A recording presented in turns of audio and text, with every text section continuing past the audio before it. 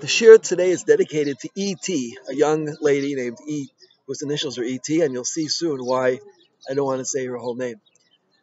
I 2 weeks ago, approximately 12 days ago, I got on a plane to Los Angeles, and when I got to my seat, I saw there were two ladies sitting there, one on the right side, one left side. I had the middle seat, and in my younger days, I would have made a big fuss about it and say I'm not sitting down until my seat is changed, but recently, after thinking a great amount about this topic, I decided creates a big chil Hashem, and there's no isser to sit between two ladies. And I was planning to learn the whole time and rest, so it was fine. I sat down. I said Kriya Shema, and I went to sleep. About a few hours later, I woke up and I was learning, and there was a this young lady sitting to my right whose initials are ET. So she had a hot cup of coffee, just like this one I have here, and she just got filled up by the waitress, and by accident she knocked over the cup of coffee, and it spilled all over my pants. It was boiling hot coffee, and at that moment I was thinking to myself, should I scream? If I scream, Me'etzich Hashem, who knows where this young woman is holding, and it might turn her off of Yiddishkeit. And why should someone scream at somebody because they spilled a cup of coffee? It happens all the time. It's very, very normal to spill cups of coffee. So instead of like getting upset, the stewardess was standing right there. I said to the stewardess, I said, "Ma'am, this young lady, she needs more coffee. She wants a cup of coffee. Give her some more coffee." And this young lady was astounded that I didn't get upset with her. In any event, I started talking to her, and it turns out she is on the path to tshuva. She's in university in Eretz Israel, and she's involved with a wonderful group called Olami. She is learning learning every week, and she just got back from Poland, the trip with Rabbi Klatsko. And I started talking to her. I saw like she's a very sincere person. And had I made a big fuss about this, perhaps it would have turned her off from the Yiddishkeit. Her brother, who I met also, is a Baal Tshuva, and he just got engaged. And her father, I also met in the Valley, California.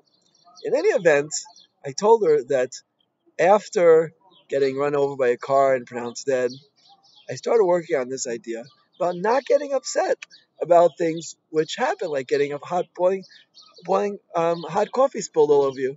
And she said, "Wow, you're really right. That's so much better way to live your life. Why should I get upset with people?" And I said, "Look, here you go, right here.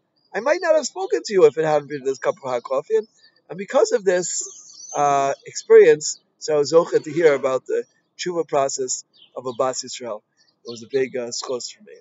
So just something to keep in mind. I just want to finish off with a very important point.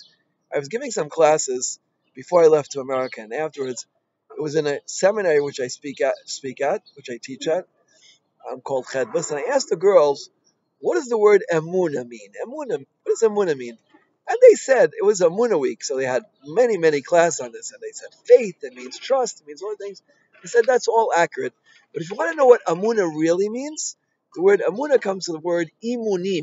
Imunim. Anyone in the army knows about imunim, or anyone training for the Olympics. We have imunim, right? It's practice, practice, practice, practice, drills, whatever you want to call it, over and over again. And um, if you ask me, how was it that I didn't get upset when this woman spilled boiling hot coffee? All right, it's not that it didn't hurt; it was really painful to have boiling hot coffee spilled all over your pants. But it's imunim, it's practice. Years and years of giving shirim about Dang Hashem when things are bad. It was a siyata d'shmaya. Maybe other times I would have got upset, but siyata d'shmaya that for 1 second I just thought about it. Is it worth it to get upset? Most people, the reason they get upset is because it just snaps. But if you're able to like take that second or two just to think about it, he said, what a bad idea to get upset with this young lady who didn't do anything wrong. She just spilled some coffee. And that's imunim, that's practice. Emunah is all about practice. Practice, practice, practice. And we have plenty of opportunities every day. You don't have to get a cup of boiling hot coffee spilled over you, but if you're married, your spouse might get upset with you. And if you're in yeshiva, your chavrusa might get upset with you, or your magid shir, or your rosh kolel, if you're an avreich. right? Or if you're a Rosh Kol, your Avrecha might get upset with you. They might say, they're going on strike or something like that. So all these things is just practice. And I say just practice. Practice is really important. I heard once from the name of that Arizal that every minute we're tested 3 times. And all these tests are all about Emunah. Every single test we have is a test in Emunah. Our Emunah is either going up or it's going down. Right? If we're able to stay focused and see the real truth, right? As my friend Rabbi Yosef Siegel just told me, he said, this is the secret. The secret to success in life is to stay focused. Don't get distracted by hot coffee or getting on obey cars or any of the other sundry events that might happen in our life, like people getting upset with you. Just a few weeks ago here at the coastal, I was giving a shir. You might remember, whoever watches my shir. And the guy comes and says, Machshiv Tamei! And he tried to smash my computer down. And Baruch Hashem, I was talking about the topic of not getting upset with people. So instead of getting upset with him for almost breaking my computer, I just gave him brachas. I said you should have panas b'shefa, and you should have, you should have health. You should have shalom bias, right? Maybe you should have an extra dose of shalom bias.